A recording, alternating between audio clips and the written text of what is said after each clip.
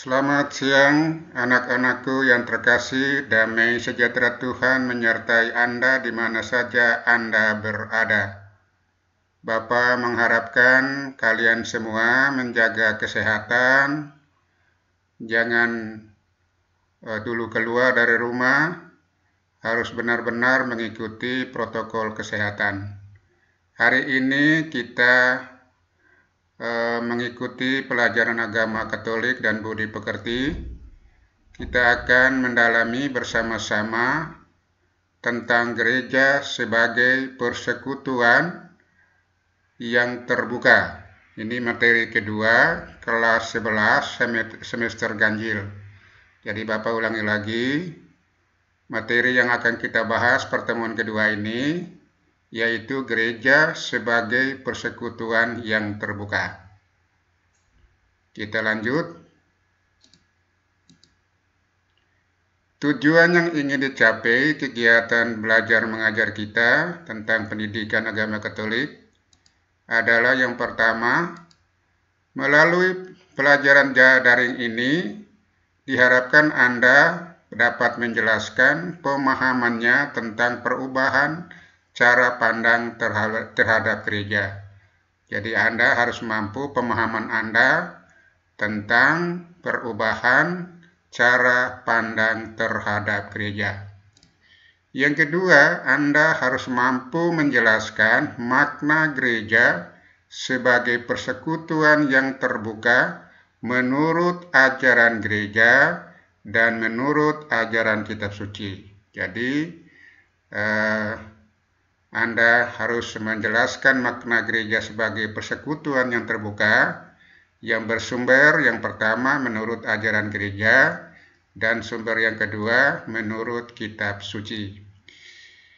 Yang ketiga, Anda harus mampu membuat refleksi tentang penghayatan gereja sebagai persekutuan umat yang terbuka dalam hidupnya atau dalam hidup Anda sehari-hari.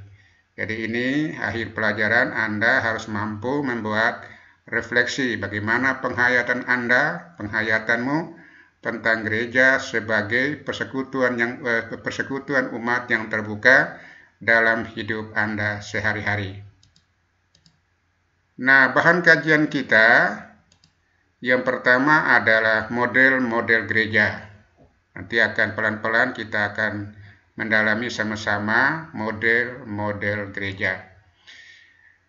Yang kedua adalah model gereja menurut ajaran kitab suci, itu Kisah Para Rasul bab 4 ayat 32 sampai ayat 37. Yang ketiga, konsekuensi dari arti gereja sebagai persekutuan terbuka dalam hidup menggereja. Ini nanti Bapak jelaskan kita pelan-pelan apa artinya hidup menggereja, dalam hidup menggereja dan masyarakat dewasa ini. Jadi Bapak ulangi lagi, dalam hidup menggereja dan dalam hidup bermasyarakat atau memasyarakat dewasa ini. Yang ketiga adalah bentuk-bentuk kerjasama untuk membangun masyarakat yang adil, damai, dan sejahtera. Ini ada kaitan dengan nomor 2, konsekuensi dari gereja sebagai persekutuan terbuka dalam hidup menggereja, ini ke dalam dan juga dalam hidup bermasyarakat keluar. Dan ini kita melihat yang keluar ini ke masyarakat ini, kita akan melihat bentuk-bentuk kerjasama untuk membangun masyarakat yang adil, yang damai, dan sejahtera. Saya kira itu untuk bahan kajian kita ada 4, nanti kita pelan-pelan mendalami 4 pokok ini. Kita lanjut. Nah, sekarang kita mulai ikut kegiatan pembelajaran kita dan kita buka dengan doa. Mari kita mempersiapkan diri untuk membuka pelajaran ini dengan doa. Dalam nama Bapa dan Putra dan Roh Kudus. Amin. Ya Allah Bapa yang Maha Baik, siramilah kami dengan rahmat-Mu agar melalui gerejamu yang terbentuk persekutuan cinta kasih sejati, sebagaimana yang telah diteladankan Yesus Kristus Putramu kepada kami. Bantulah kami agar melalui perjumpaan ini atau melalui pelajaran agama ini, kami semakin memahami dan menghayati persekutuan sebagai anggota gereja dan semakin terlibat aktif dalam kehidupan bermasyarakat. Engkau yang hidup dan berkuasa, kini dan sepanjang masa. Amin. Dalam nama Bapa dan Putra dan Roh Kudus. Amin. Nah, sekarang yang kedua, kita akan menggali pemahaman tentang perubahan cara pandang terhadap gereja. Kita akan pelan-pelan menggali tentang pemahaman tentang perubahan cara pandang terhadap gereja. Kita bersama-sama mengamati gambar. Bapak minta Anda mengamati gambar baik-baik. Ini gambar yang pertama. Gambar yang pertama, ini gambar yang berbentuk kerucut ini. Yang paling atas ini paus. Setelah paus, uskup. Setelah uskup, imam. Dan setelah imam, ini umat Allah. Lalu pertanyaan kita, biarawati, biarawan di mana? Ya, mereka masuk di sini. Mereka masuk awam atau umat Allah. Jadi, paus, uskup, imam, dan kaum awam atau umat Allah. Lalu biarawan-biarawati di mana? Ya mereka di sini. Mereka masuk umat Allah. Ini kita perhatikan baik-baik. Kalau kita melihat ini, berarti gereja ini mengandung model gereja yang seperti ini. Piramid. Gereja piramid. Semua garis komando ini selalu dari paus ke uskup, uskup ke imam, imam baru ke umat awam atau umat Allah. Ini polanya, polanya atas bawah. Gitu. Nanti kita akan jelas perlahan-lahan ya tentang bagaimana model gereja piramid ya. Seperti ini. Sekarang model yang kedua, model yang lain. Nah, seperti ini. Ini model yang kedua ini adalah gereja sebagai persekutuan. Kita lihat gambar ini. Kristus di tengah-tengah menjadi pusat. Lalu paus, uskup, imam, dan umat Allah atau kaum awam. Ya, orang-orang tidak tertabis di sini. Biarawati di sini. Kita semua umat awam di sini. Jadi paus, uskup, imam, umat Allah ini sama-sama sebagai saudara membangun kerjasama sebagai persekutuan dan sebagai pengikat adalah Kristus. Semua fokus kepada Kristus. Ini gereja menampakkan dirinya sebagai gereja sebagai persekutuan. Nah, ada dua model ini yang ditampilkan. Model pertama adalah model gereja piramid. Dan model yang kedua adalah gereja sebagai persekutuan. Ya. Tolong coba Anda perhatikan baik-baik dua gambar ini. Ya. Kita lanjut. Nah, kita mendalami dokumen gereja itu dari dokumen Ad Gentes artikel 10. Jadi dokumen gereja banyak ya. Ini salah satu yang kita akan membahas, mendalami adalah Ad Gentes artikel 10. Ini nanti kita sama-sama mendalami. Nah, ini dia. Pelan-pelan kita membaca dan memahami apa yang diuraikan dalam dokumen gereja ini dari Ad Gentes artikel 10. Kita pelan-pelan. Gereja yang diutus oleh Kristus untuk memperlihatkan dan menyalurkan cinta kasih Allah kepada semua orang dan segala bangsa. Menyadari bahwa karya misioner yang harus dilaksanakannya memang masih amat berat. Ini. Diperhatikan baik-baik. Gereja yang diutus oleh Kristus untuk memperlihatkan dan menyalurkan cinta kasih Allah kepada semua orang dan segala bangsa. Nah, di sini mau menyatakan gereja tidak hadir untuk dirinya sendiri, tetapi untuk semua orang dan segala bangsa, menyadari bahwa karya misioner ini, karya rasul yang harus dilaksanakannya memang masih amat berat. Ini kita sadar memang masih amat berat.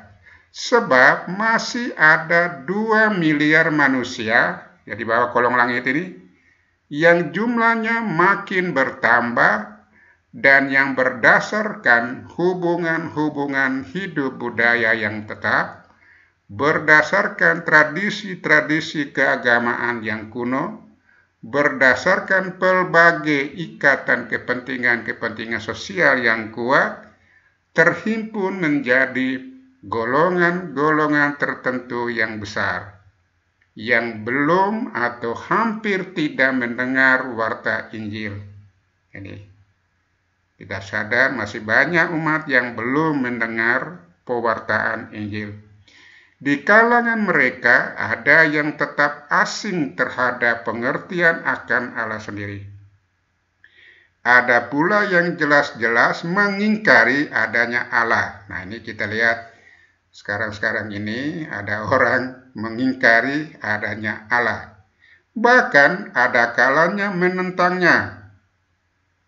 Untuk dapat menyajikan kepada semua orang misteri keselamatan serta kehidupan yang disediakan oleh Allah, gereja harus memasuki golongan-golongan itu dengan gerak yang sama seperti Kristus sendiri.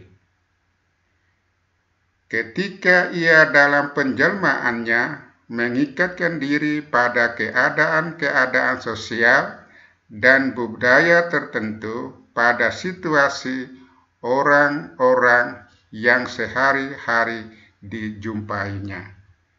Ini betul, memang dikatakan bahwa masih amat berat ya. Masih amat berat. Masih banyak orang yang belum mendengarkan warta Injil atau pewartaan. Ya, pewartaan kabar sukacita tentang Injil ini masih banyak orang yang belum mendengar pewartaan itu.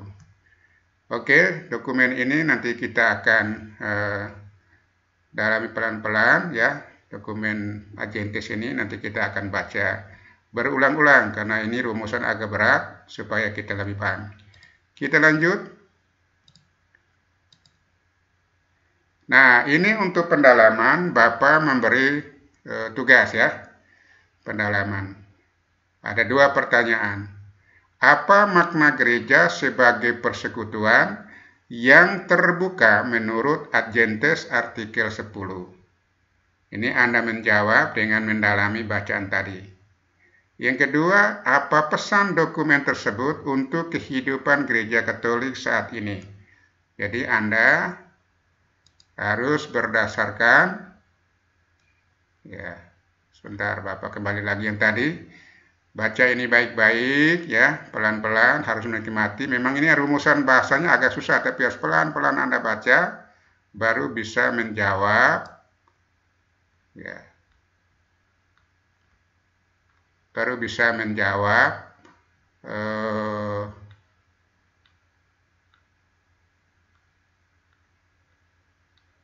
ya 2 pertanyaan ini. Ini Anda harus baca mendalami baik-baik ya.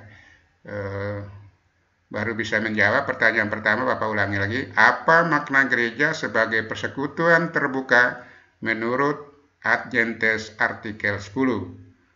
Yang kedua, apa pesan dokumen tersebut untuk kehidupan gereja Katolik saat ini? Jadi ini Anda menjawab dan kirim lewat email ya, lewat email Bapak. Nanti email akan Bapak sampaikan di WA di grup WA kita, email akan sampaikan. Kirim lewat email atau lewat WA ya. Nanti Bapak baca atau koreksi tugas ini. Ada 2 pertanyaan ini. Kita lanjut ya. Sekarang yang kelima, kita menyimak makna gereja sebagai persekutuan umat Allah dalam terang kitab suci. Yang tadi menurut dokumen gereja ya, dari Adventes artikel 10, sekarang kita mendalami makna gereja sebagai persekutuan umat Allah dalam terang kitab suci. Oke. Kita mendalami Kisah Para Rasul bab 4 ayat 32 sampai 37. Tapi Anda juga bandingkan dengan 1 Korintus bab 12 ayat 12 sampai 27. Untuk sekarang ini kita mendalami Kisah Para Rasul bab 4 ayat 32 sampai 37.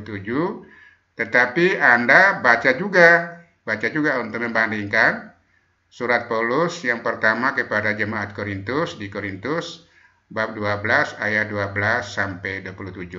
Kita lihat nih bacaan ini. Ini Kisah Para Rasul bab 4 ayat 32 sampai 37. Kita baca bersama-sama dan kita mencermati bacaan ini. Adapun kumpulan orang yang telah percaya itu, mereka sehati dan sejiwa, dan tidak seorang pun yang berkata bahwa sesuatu dari kepunyaannya adalah miliknya sendiri, tetapi segala sesuatu adalah kepunyaan mereka bersama. Dan dengan kuasa yang besar, rasul-rasul memberi kesaksian tentang kebangkitan Tuhan Yesus, dan mereka semua hidup dalam kasih karunia yang berlimpah-limpah. Sebab tidak ada seorang pun yang berkekurangan di antara mereka. Karena semua orang yang mempunyai tanah atau rumah, menjual kepunyaan itu, dan hasil penjualan itu mereka bawa, dan mereka letakkan di depan kaki rasul-rasul, lalu dibagi-bagikan kepada setiap orang sesuai dengan keperluannya. Demikian pula dengan Yusuf, yang oleh rasul-rasul disebut Barnabas, artinya anak penghiburan, seorang Lewi dari Siprus. Ia menjual ladang miliknya, lalu membawa uangnya itu dan meletakkannya di depan kaki rasul-rasul. Ini kita sudah baca sama-sama Kisah Para Rasul bab 4 ayat 32 sampai 37. Ini sama juga, kita mendalami teks kitab suci, Bapak beri pertanyaan. Pertanyaan pertama, apa saja yang menarik dari cara hidup umat perdana yang dikisahkan di atas, yang dikisah para rasul tadi? Yang kedua, gambaran gereja model apa yang terungkap dari kisah tersebut? Yang ketiga, apakah cara hidup umat perdana itu dapat kita tiru secara harafiah? Nah, Anda jawabnya itu dapat atau tidak. Hanya 2 jawaban ya. Dapat. Kalau dapat, mengapa? Kalau tidak, mengapa? Nah, ini Anda. Pertanyaan yang ketiga ini hanya 2 kemungkinan jawabannya. Dapat dan tidak. Kalau dapat, mengapa? Kalau tidak, mengapa? Sama juga yang PR tadi 1 dan ini kedua. Anda kerjakan di rumah, lalu Anda kirim lewat email Bapak atau lewat WA. Kita lanjut. Nah, ini Anda belajar mandiri untuk bahan evaluasi. Ya, ini Anda mencari jawaban ya. Apa artinya gereja? Apa arti gereja sebagai umat Allah? Apa dasar kitab suci? Ini Biblis itu kitab suci ya. Apa dasar kitab suci atau Alkitab ya, Biblis ini bahasa agak berat ya. Tapi Anda harus mengerti, Anda harus tahu Biblis itu kitab suci. Apa dasar Biblis atau Alkitab tentang gereja sebagai umat Allah? 4. Apa isi ajaran gereja tentang gereja sebagai umat Allah? Kelima, apa ciri-ciri gereja sebagai umat Allah? 6. Apa dasar dan konsekuensi gereja sebagai umat Allah? 7. Apa makna gereja sebagai persekutuan? 8. Mengapa gereja sebagai persekutuan umat harus terbuka? 9. Apa makna gereja menurut Adventes artikel 10? Apa makna ajaran kitab suci tentang gereja sebagai persekutuan yang terbuka? Yang ke-11, apa saja kegiatan yang dapat Anda lakukan ini? Yang dapat Anda lakukan untuk menunjukkan bahwa kamu adalah anggota umat Allah yang sungguh terbuka kepada temanmu yang berkeyakinan lain. Ya. Bahan evaluasi ada 11 pertanyaan. Ini bukan Anda kerja sekarang, tapi ini untuk Anda belajar sendiri. Nanti pada semesteran atau mid semester itu akan muncul pertanyaan ini, akan Bapak tanya. Jadi ini untuk Anda belajar sendiri, ada 11 pertanyaan. Oke, Bapak kira cukup untuk pembahasan kita hari ini. Bapak tunggu tugas Anda ada 2 tadi. Tugas Anda itu nanti dari 2 tugas ini menjadi bahan pembahasan kita untuk pertemuan yang ketiga. Pertemuan minggu depan, Bapak tidak akan menyiap lagi materi baru, tapi dari apa yang Anda jawab dari tugas tadi, ada 2 tugas. Yaitu tugas pertama dan tugas yang kedua. Tugas yang pertama itu Anda mendalami pengertian gereja sebagai umat Allah menurut Adventes, ya, dokumen gereja artikel 10, dan arti gereja sebagai umat Allah yang terbuka menurut kitab suci. Ini 2 hal ini kita membahas tidak mendalam atau belum mendalam. Minggu depan kita lanjut, itu akan dibahas berdasarkan tugas atau jawaban Anda. Pertemuan sekarang kita cukup di sini, kita cukup. Selamat siang, Tuhan memberkati. Ya, dadah, Tuhan memberkati.